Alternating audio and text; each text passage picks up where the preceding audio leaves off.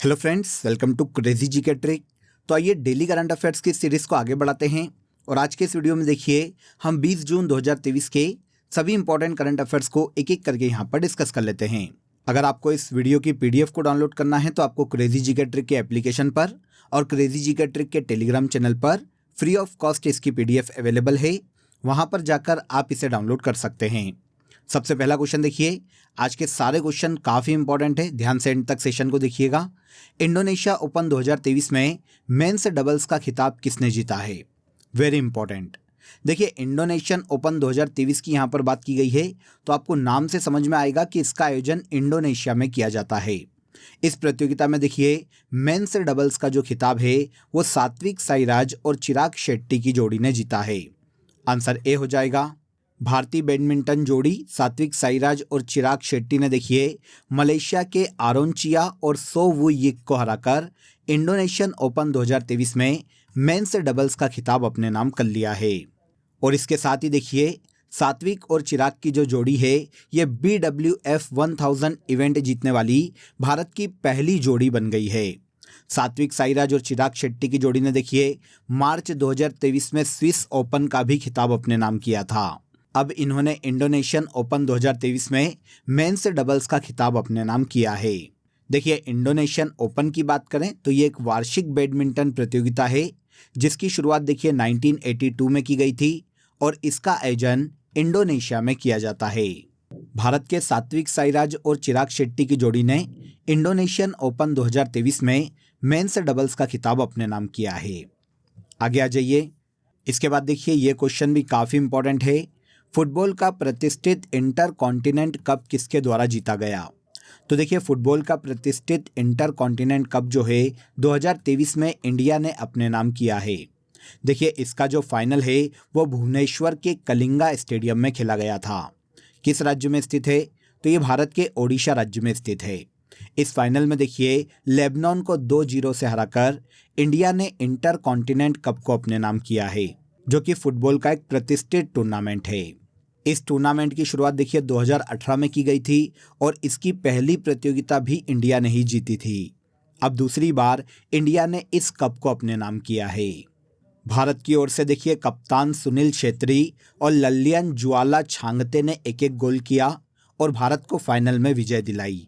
तो यहाँ पर ये याद रखिएगा कि इंटर कॉन्टिनेंट कप में भारत की टीम विनर रही है और यहाँ पर रनर अप लेबनान की टीम रही है। अब देखिए इंटर कॉन्टिनेंट कप की बात करें तो जैसा कि अभी हमने बात की, इसका आयोजन अखिल भारतीय फुटबॉल महासंघ के द्वारा करवाया जाता है और इसमें देखिए 4 देश भाग लेते हैं। 2018 में नेहरू कप के स्थान पर इस कप को लॉन्च किया गया था। 2023 में 4 टीम जिन्होंने इस टूर्नामेंट में भाग लिया है लेबनान, भारत, वानुअतु और मंगोलिया है। फर्स्ट एडिशन 2018 में इंडिया ने जीता था और अब 2023 में इसे दूसरी बार इंडिया की टीम ने अपने नाम किया है। नेक्स्ट देखिए, एशियन कुश्ती चैंपियनशिप अंडर 23 महिला वर्ग में भारतीय टीम द्वारा कुल कितने पदक जीते गए?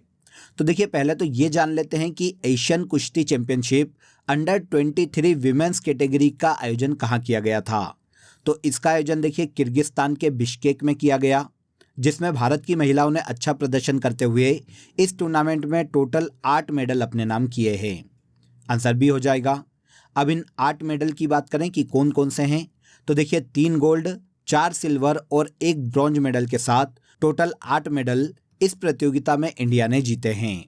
अब अगर हम गोल्ड मेडल की बात करें तो महिला वर्ग में हर्षिता, नीलम और भारत की अंजलि दादरी ने गोल्ड मेडल इस टूर्नामेंट में अपने नाम किया है। इसके पहले भी देखिए एशियन कुश्ती चैंपियनशिप अंडर 17 विमेंस कैटेगरी में भारत की महिला पहलवानों ने 7 गोल्ड के साथ टोटल 9 मेडल अपने नाम करते हुए पहला स्थान प्राप्त किया था। और अब एशियाई कुश्ती चैंपियनशिप में अंडर 23 विमेंस कैटेगरी में टोटल 8 मेडल इंडिया ने अपने नाम किए हैं। आयोजन कहां पर किया गया ये भी याद रखिएगा। तो इस प्रतियोगिता का आयोजन किर्गिस्तान में किया गया है। निम्न में से किसे गांधी शांति पुरस्कार 2021 से सम्मानित किया गया? तो गांधी शांति पुरस्कार 2021 से गीता प्रेस गोरखपुर को सम्मानित किया गया है। गीता प्रेस गोरखपुर का नाम आप सभी ने सुना होगा। ये एक ऐसा संस्थान है फ्रेंड्स जो कि एक पर्टिकुलर रिलीजन से रिलेटेड होली बुक्स को लॉन्च करता है। गीता प्रेस गोरखपुर में स्थित है, इसीलिए इसका पूरा नाम है गीता प्रेस गोरखपुर। हाल ही में इसे देखिए गांधी शांति पुरस्कार 2021 से सम्मानित किया गया है। अब इसे ये प्राइज किस क्षेत्र में दिया गया है, तो देखिए अहिंसक और अन्य गांधीवादी आदर्शों के माध्यम से सामाजिक, आर्थिक और राजनीतिक क्षेत्र में परिवर्तन लाने की दिशा में कार्य करने के लिए योगदान देने के लिए इस संस्था को इस पुरस्कार से हाल ही में सम्मानित किया गया है। इसके पहले देखिए 2019 का गांधी शांति पुरस्कार ओमान के सुल्तान कबूस बिन सैद अल सैद को दिया गया था और 2020 में बांग्लादेश के बंगबंधु शेख मुजिबुर रहमान को दिया गया था और अब 2021 के लिए ये पुरस्कार गीता प्रेस गोरखपुर को दिया गया है। अब बात आती है कि ये पुरस्कार क्या है, तो देखिए भारत सरकार के द्वारा दिया जाने वाला एक वार्षिक पुरस्कार है फ्रेंड्स, जो कि गांधीवादी तरीकों को अपनाने के लिए उनकी तरह शांतिपूर्वक सामाजिक, आर्थिक और राजनीतिक परिवर्तन लाने के लिए ये पुरस्कार भारत सरकार के द्वारा हर साल दिया जाता है। इसकी शुरुआत 1995 में की गई थी और इसके तहत प्राइज मनी की बात करें तो 1 करोड़ रुपए की प्राइज मनी इस पुरस्कार के तहत दी जाती है। हाल ही में गीता प्रेस गोरखपुर को गांधी शांति पुरस्कार 2021 से सम्मानित किया गया है। जगन्नाथ रथ यात्रा का संबंध किस राज्य से है, तो देखिए काफ़ी फेमस रथ यात्रा है फ्रेंड्स, आपने सभी ने इसका नाम सुना होगा। ये भारत के ओडिशा राज्य में हर साल आयोजित की जाती है। इस वर्ष देखिए 20 जून को ओडिशा के पुरी में भगवान जगन्नाथ की इस भव्य रथ यात्रा को निकाला जाएगा। तो संबंध किस राज्य से है, इसका संबंध भारत के ओडिशा राज्य से है। शुरू कब की जाती है, निकाली कब जाती है, तो देखिए ये रथ यात्रा आषाढ़ मास के शुक्ल पक्ष के पहले दिन आरंभ होती है। इसमें भगवान जगन्नाथ विशाल रथ पर आसीन होकर निकलते हैं। जगन्नाथ के साथ उनके भाई बलदेव और बहन सुभद्रा भी मंदिर से बाहर निकलकर भक्तों को दर्शन देती है और नगर भ्रमण करती है। तो जगन्नाथ रथ यात्रा का संबंध भारत के ओडिशा राज्य से है। आगे आ जाइए, राष्ट्रीय योग ओलंपियाड का आयोजन कहाँ किया जा रहा है। राष्ट्रीय योग ओलंपियाड का आयोजन मध्य प्रदेश की राजधानी भोपाल में किया जा रहा है। देखिए ऐसा पहली बार होगा फ्रेंड्स कि भारत की राजधानी दिल्ली के बाहर किसी राज्य की राजधानी में इस ओलंपियाड का आयोजन किया जा रहा है। एमपी के गवर्नर मंगू भाई पटेल ने देखिए राष्ट्रीय शैक्षिक अनुसंधान एवं प्रशिक्षण परिषद के द्वारा आयोजित राष्ट्रीय योग ओलंपियाड का उद्घाटन मध्य प्रदेश के भोपाल में किया है। समारोह में देश भर के देखिए 26 राज्यों के प्रतिनिधि भाग लेने वाले हैं। सबसे पहली बार नेशनल योगा ओलंपियाड की शुरुआत 2016 में की गई थी और अब 2023 में इसका आयोजन मध्य प्रदेश के भोपाल में किया जा रहा है। यहाँ पर देखिए आपको ये भी पता चल गया कि एमपी के गवर्नर मंगू भाई पटेल है जिन्होंने इस ओलंपियाड का इनॉग्रेशन किया है। हाल ही में लाइफ टाइम अचीवमेंट के लिए 2023 यूरोपीय निबंध पुरस्कार से किसे सम्मानित किया गया है, तो लाइफ टाइम अचीवमेंट के लिए देखिए यूरोपीय एसे अवार्ड 2023 से भारत की लेखिका और साहित्यकार अरुंधति राय को सम्मानित किया गया है। आंसर भी हो जाएगा। अरुंधति रॉय को देखिए फ्रीडम, लिबर्टी, फासिज्म फिक्शन नामक उनके निबंधों का जो संकलन है उसके फ्रांसीसी अनुवाद के लिए 45वें यूरोपीय निबंध पुरस्कार से 2023 में सम्मानित किया गया है। अब ये पुरस्कार क्या है, तो देखिए यूरोपीय एसे अवार्ड की अगर हम बात करें तो इसकी शुरुआत 1975 में की गई थी। यह पुरस्कार देखिए ऐसी बुक या लेखक को दिया जाता है जो कि अपने लेखन के माध्यम से समाज को सही दिशा में या पॉजिटिव दिशा में ले जाने में मदद करता है। हाल ही में 2023 में 45वें यूरोपीय एसे अवार्ड 2023 से भारत की लेखिका अरुंधति रॉय को सम्मानित किया गया है। हाल ही में जहाज दुर्घटना के कारण स्वेज नहर चर्चा में रही। यह नहर किन दो सागरों को जोड़ती है, तो देखिए स्वेज नहर काफ़ी बार आपने ज्योग्राफी में इसको पढ़ा होगा। अफ्रीका महाद्वीप के उत्तर में स्थित है और ये नहर भूमध्य सागर को लाल सागर से जोड़ती है। ये एक आर्टिफिशियल समुद्री मार्ग है फ्रेंड्स, जो कि ऑलमोस्ट 193 किलोमीटर तक लंबा है। इसके निर्माण का श्रेय 1858 में फर्डिनेंड डी लेपेप्स को दिया जाता है, जिसने देखिए नहर के निर्माण के उद्देश्य के लिए स्वेज नहर कंपनी का गठन किया था। नहर का निर्माण तुर्क साम्राज्य के तत्वाधान में 1859 से लेकर 1869 में किया गया था और आधिकारिक रूप से 17 नवंबर 1869 को इसे पूरे विश्व के लिए खोल दिया गया था।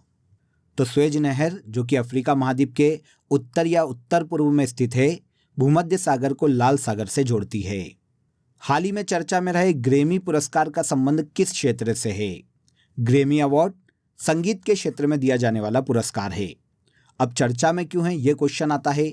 तो हाल ही में देखिए इस पुरस्कार के विस्तार की घोषणा की गई है, जिसमें देखिए अब 3 और नई कैटेगरी को सम्मिलित किया गया है। Best alternative music performance, best spoken poetry album और best song for social change के क्षेत्र में भी अब ये पुरस्कार दिया जाने वाला है। तो इस तरह से ग्रैमी अवार्ड में 3 नई कैटेगरी को सम्मिलित किया गया है। अब 2023 में देखिए 65वें ग्रैमी पुरस्कार में इन 3 नई कैटेगरी को जोड़ा जाएगा। अगर भारत से देखें कि किसको ग्रैमी अवार्ड मिला है, तो देखिए भारत में पंडित रविशंकर को 1968 में पहला ग्रैमी अवार्ड मिला था और उसके बाद तन्वी शाह को 2010 में ग्रैमी पुरस्कार से सम्मानित किया गया था। हाल ही में देखिए भारतीय म्यूजिक कंपोजर रिकी केस को भी ग्रैमी पुरस्कार से सम्मानित किया जा चुका है। संगीत के क्षेत्र में उपलब्धियों को पहचानने के लिए रिकॉर्डिंग अकादमी के द्वारा ये पुरस्कार हर साल प्रदान किया जाता है, जिसकी शुरुआत 1959 में की गई थी। अब 2023 में 3 नई कैटेगरीज को ग्रैमी अवार्ड में जोड़ा गया है। आगे देखिए हाल ही में किसे रॉ के नए चीफ के रूप में नियुक्त किया गया है? रॉ, जिसे रिसर्च एंड एनालिसिस वीक के नाम से जाना जाता है, अब इसके नए चीफ रवि सिन्हा बनाए गए हैं। आंसर डी हो जाएगा। यह भारत की सबसे महत्वपूर्ण खुफिया एजेंसी है फ्रेंड्स, जिसे रॉ के नाम से जाना जाता है। रवि सिन्हा अब भारत में रॉ के प्रमुख के रूप में कार्य करेंगे। रवि सिन्हा जो कि एक IPS अधिकारी है फ्रेंड्स, इनका कार्यकाल 2023 से अब 2 वर्ष का होने वाला है। इनके पहले सामंत कुमार गोयल रॉ के चीफ के पद पर थे, जो कि देखिए 30 जून को रिटायर होने वाले हैं। अब इनके स्थान पर IPS रवि सिन्हा को रॉ का नया प्रमुख नियुक्त किया गया है। Research and analysis wing Bharat की एक इंटरनेशनल इंटेलिजेंस एजेंसी है फ्रेंड्स, जिसकी स्थापना 1968 में की गई थी और इसका मुख्यालय नई दिल्ली में स्थित है।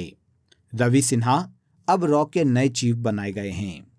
ओके, तो यहाँ पर देखिए हमने 20 जून 2023 के सभी इंपॉर्टेंट करंट अफेयर्स को डिटेल में समझ लिया। अब आ जाइए हम राज्यों में बनाए जाने वाले प्रमुख त्योहारों पर एक बार नज़र डाल लेते हैं, जो कि हाल ही के कुछ दिनों में हमें अलग अलग स्टेट में देखने को मिले हैं। सबसे पहला देखिए हेरिटेज फेस्टिवल 2023 का आयोजन 23 से 30 अप्रैल तक गोवा में किया गया। इस महोत्सव का उद्घाटन गोवा के मुख्यमंत्री प्रमोद सावंत ने किया था। त्रिशूर पूरम उत्सव की बात करें तो ये केरल राज्य में आयोजित होने वाला हिंदुओं का एक वार्षिक त्योहार है।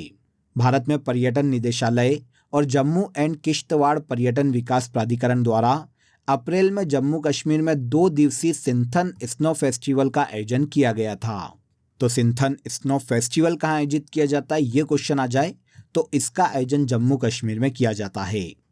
आगे देखिए बिहान मेला, जिसका अर्थ बीज उत्सव होता है, ये ओडिशा के नयागढ़ जिले में कौंध जनजाति के द्वारा मनाया जाता है। भगवान कल्लझागर को समर्पित चिथिराई महोत्सव का आयोजन तमिलनाडु में वेगई नदी के तट पर किया जाता है। नेपाल के किराती समुदाय के द्वारा हर साल उभोली उत्सव मनाया जाता है। जम्मू कश्मीर में माता खीर भवानी मेले का भी आयोजन किया जाता है। मोनलम चेन्मो उत्सव, जिसे हाल ही में मई 2023 में लद्दाख के लेह में आयोजित किया गया था, लद्दाख के बौद्ध भिक्षुओं का एक प्रमुख उत्सव है, जो कि लद्दाख के बौद्धों के द्वारा विश्व शांति और खुशी के लिए मनाया जाता है। लास्ट देखिए बारिश और फसल के देवता रातो मच्छिंद्रनाथ को समर्पित भोटो जात्रा उत्सव का आयोजन नेपाल में किया जाता है। तो ये ऐसे त्यौहार है फ्रेंड्स, जो कि भारत के अलग अलग स्टेट में या फिर भारत के पड़ोसी देश जैसे नेपाल में या भूटान में बनाए जाते हैं। इन्हें याद रखिएगा, ये एग्जाम में हमको देखने को मिल सकते हैं, क्योंकि ये सभी त्यौहार हाल ही में हमें 1-2 महीने में ही देखने को मिले हैं। आगे आ जाइए, अब हम लास्ट डे के करंट अफेयर्स को एक बार रिवाइज कर लेते हैं। लास्ट डे का सबसे पहला करंट अफेयर देखिए, भारत की G20 अध्यक्षता के अंतर्गत साइंस 20 के 2 दिवसीय सम्मेलन का आयोजन MP के भोपाल में किया गया है। बिहू कुह महोत्सव का आयोजन अरुणाचल प्रदेश राज्य में किया जाता है। हाल ही में एलिजाबेथ लॉन्गफोर्ड प्राइज 2023 से रामचंद्र गुहा को सम्मानित किया गया है। आगे आइए, हाल ही में किसने national time release study 2023 report जारी की? तो national time release study 2023 report central board of indirect taxes and custom के द्वारा जारी की जाती है। सॉवरेन गोल्ड बॉन्ड्स चर्चा में रहे। यह बॉन्ड्स आरबीआई के द्वारा जारी किए जाते हैं। हाल ही में चर्चा में रहे खिलाड़ी रोनाल्डो सिंह का संबंध साइकिलिंग से है। हाल ही में किसे नेशनल फर्टिलाइजर लिमिटेड के चेयरमैन और एमडी के रूप में नियुक्त किया गया है? तो नेशनल फर्टिलाइजर लिमिटेड के नए चेयरमैन और एमडी यू सरवनन को बनाया गया है। हाल ही में पहले राष्ट्रीय विधायक सम्मेलन का आयोजन मुंबई में किया गया। बैंकॉक विजन 2030 का संबंध बिम्स्टेक से है। लास्ट देखिए, चर्चित एशेज टेस्ट सीरीज ऑस्ट्रेलिया और इंग्लैंड के मध्य में आयोजित की जाती है। क्लियर? तो यहाँ पर देखिए 19 जून 2023 के सभी करंट अफेयर्स को हमने एक बार यहाँ पर रिवाइज कर लिया। अब आप सभी के लिए आज का क्वेश्चन ऑफ द डे है, जिसका आंसर आपको कमेंट बॉक्स में देना है। किस राज्य की हस्तकला मातानी पछेड़ी को जीआई टैग दिया गया है? तो आपको बताना है कि मातानी पछेड़ी, जिसको हाल ही में जीआई टैग मिला है, किस राज्य से संबंधित है। कमेंट में ज़रूर बताइएगा। सेशन पसंद आया हो तो वीडियो को लाइक और शेयर कर दीजिए। चैनल को सब्सक्राइब कर लीजिए। कल फिर मुलाकात करेंगे नेक्स्ट डे के करंट अफेयर में। तब तक अपना ख्याल रखिए। जय हिंद, जय भारत।